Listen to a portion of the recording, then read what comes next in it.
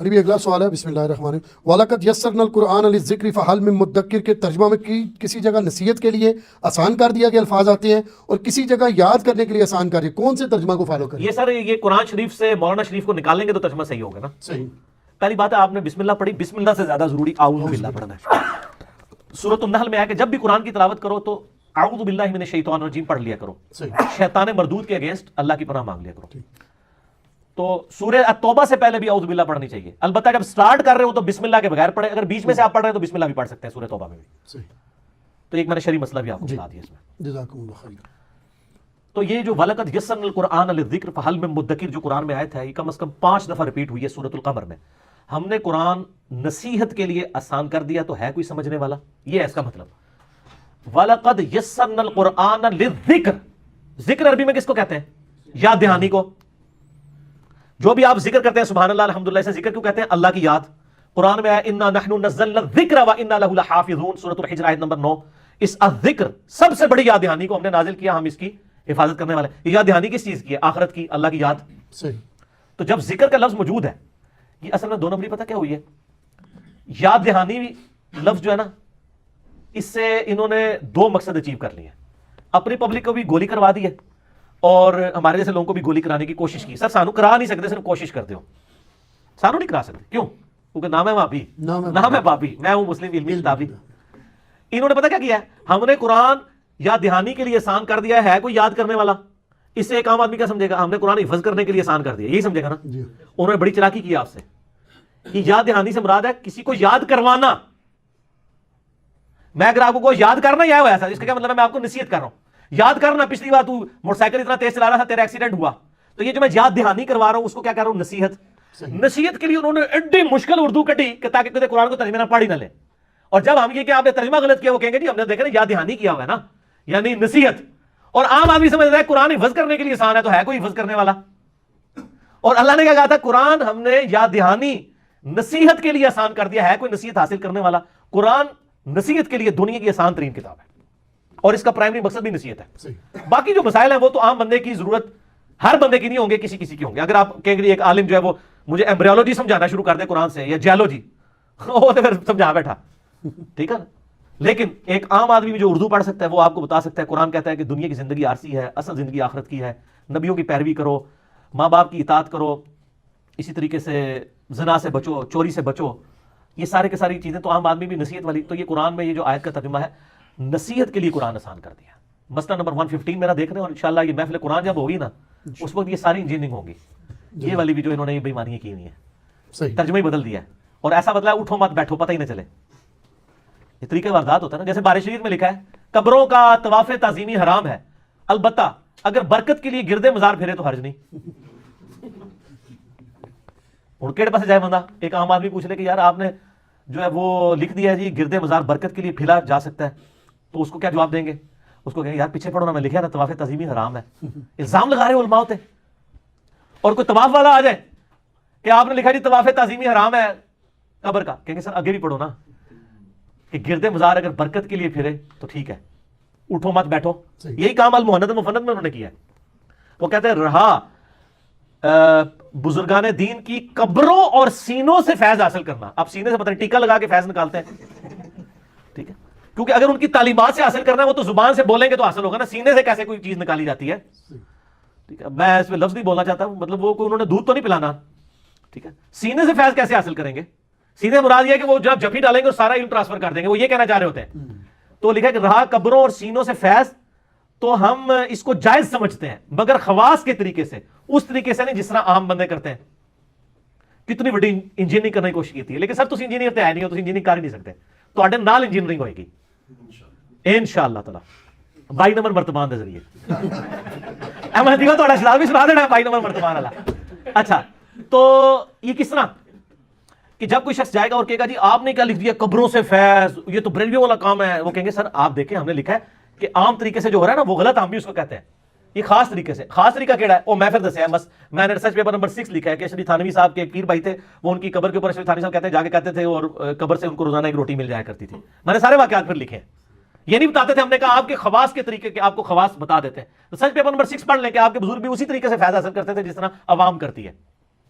اچھا تو اس میں وہ ایک یہ بھی لکھا ہے کہ قاسم نوتوی صاحب جب کسی قبر پہ جاتے اور کوئی نہ دیکھ رہا تھا تو کہتے ہیں کہ اس بزرگوں کو قبر والے کو مخاطب کر کہتے ہیں حضور ہمارے لیے دعا کریں. سر یہ جو آپ کہہ رہے تھے نا اس وقت ایک بندے نے دیکھ لیا تھا, اس نے کتاب میں بھی لکھ دیا ہے, آپ کی ایک اس نے خفیہ ویڈیو بنا لی تھی, یہ پھر اس نے ہی لکھا ہے جس نے دیکھا ہے کہ جب کوئی نہ دیکھ رہا تھا انہیں کہ میرا بندہ دیکھ رہا ہے, اور ان کو پتا لکھ دینا ہے بھائی ساڑھے گاٹے فٹ ہو جانا ہے, انجینئرنگ ہو جانی ہے. سر یہ ریسرچ پیپر نمبر 6 ہے, قبروں سے فیض کے عقیدے کا تحقیقی جائزہ, ahlsunnatpak.com سے ڈاؤن لوڈ کر کے پڑھیں. تو جب کوئی کہہ دے کہ جناب یہ آپ نے کیا لکھ دیا, وہ کہیں گے جی ہم نے تو لکھا نا خواص کے طریقے سے, یہ تو بریلوی تو مشرک ہے, یہ جو کرتے ہیں غلط ہے, ہم نہیں اس کو مانتے. میں نے بتایا کہ انہوں نے لکھا ہے کہ قاسم نوتوی صاحب نے 6 سال کے بعد مرنے کے قبر سے نکل کے دیوبند مدرسے میں آ کے 2 مولویوں کی صلح کرا کے دوبارہ قبر میں چلے گئے. جی یہ خواص کا طریقہ ہے سر, یہ عام آدمی تو سوچ بھی نہیں سکتا. یہ خواص کا طریقہ بھی انہوں نے لکھا ہے, عام او خواص کا طریقہ عوام سے بھی زیادہ بدتر ہے. ٹھیک ہو گیا.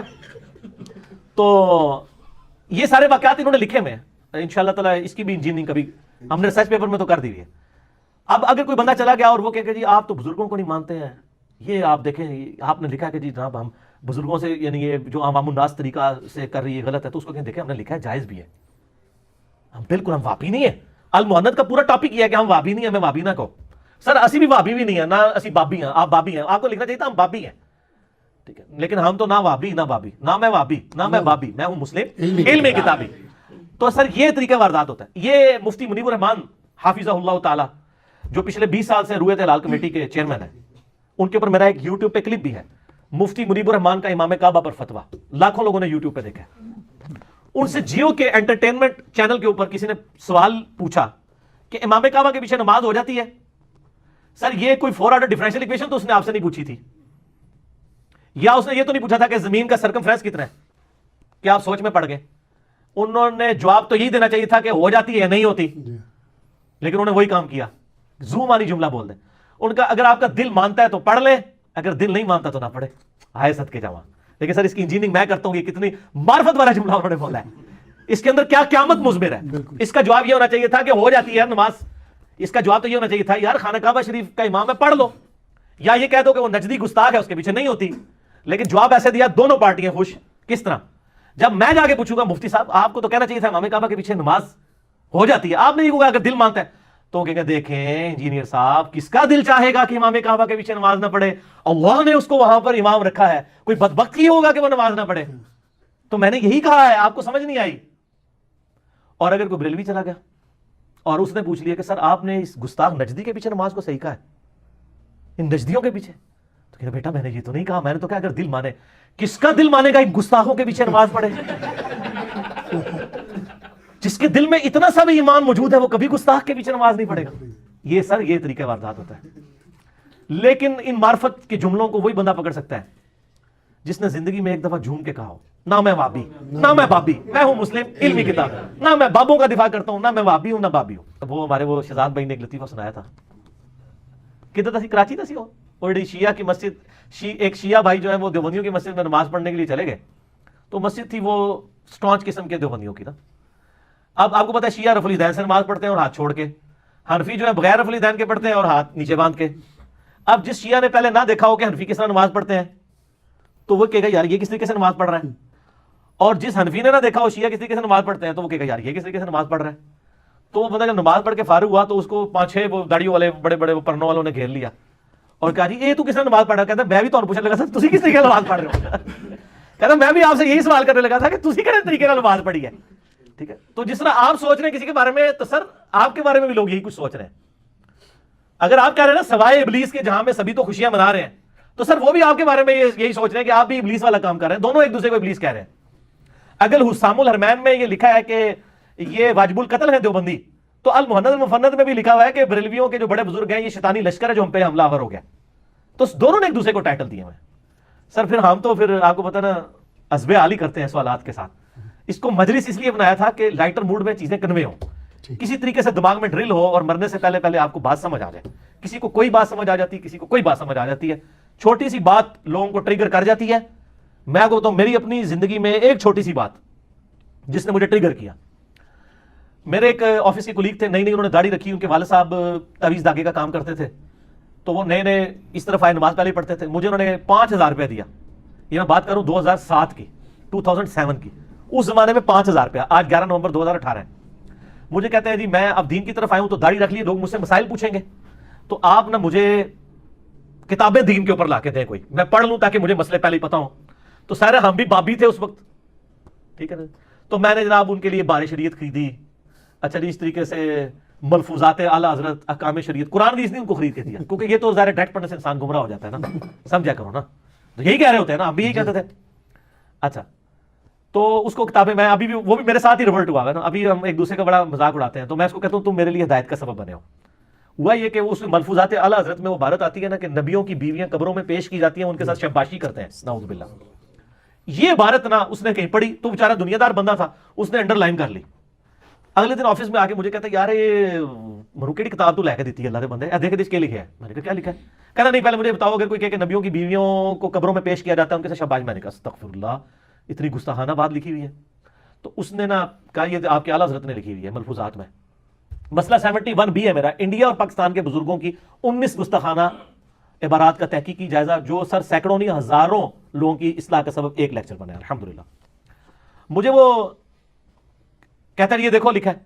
اب جب اس نے کہا نا اعلیٰ حضرت نے لکھا ہے، اب میرے لیے اعلیٰ حضرت سے اختلاف اسی طریقے سے جیسے کیسے کوئی صحابی سے اختلاف کر دے، اور میں پہلے کہہ بھی چکا ہوا تھا. تو میں نے درمیان میں نے کہا یار یہ مس پرنٹنگ ہوگی.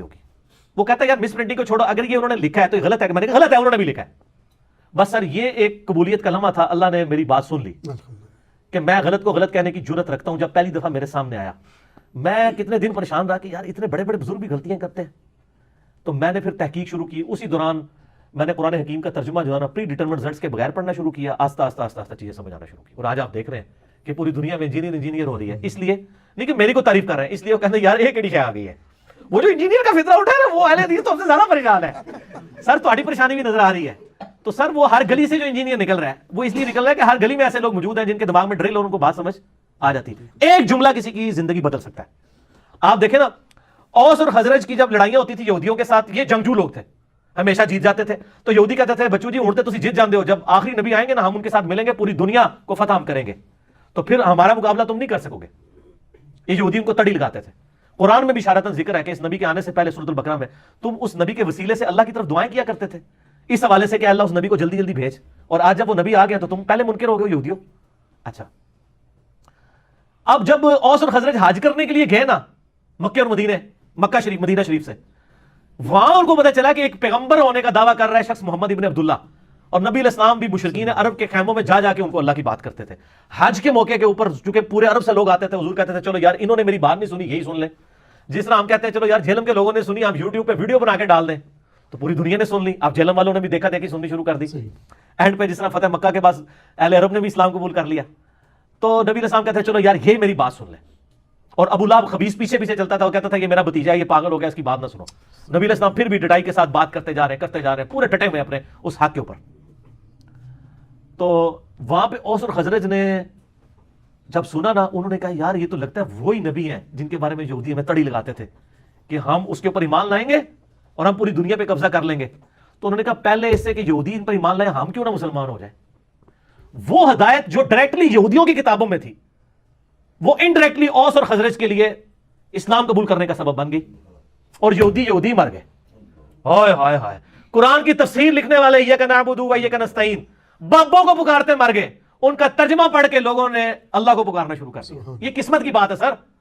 اوس اور خزرج نے اسلام قبول کیا، اور سر رومن اور پرشین امپائر پھر ان لوگوں نے گرائی ہے. اوس کے سردار تھے سیدنا سعد ابن معاذ، جن کے بارے میں بخاری میں حدیث ہے اللہ کا عرش بھی ہل گیا ان کی وفات پہ.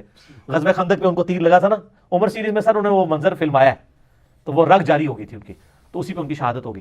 اور سعد ابن عبادہ وہ خزرج کے سردار تھے جو 155 اصحاب صفا کا کھانا ان کے گھر سے روزانہ جاتا تھا. ٹھیک ہے.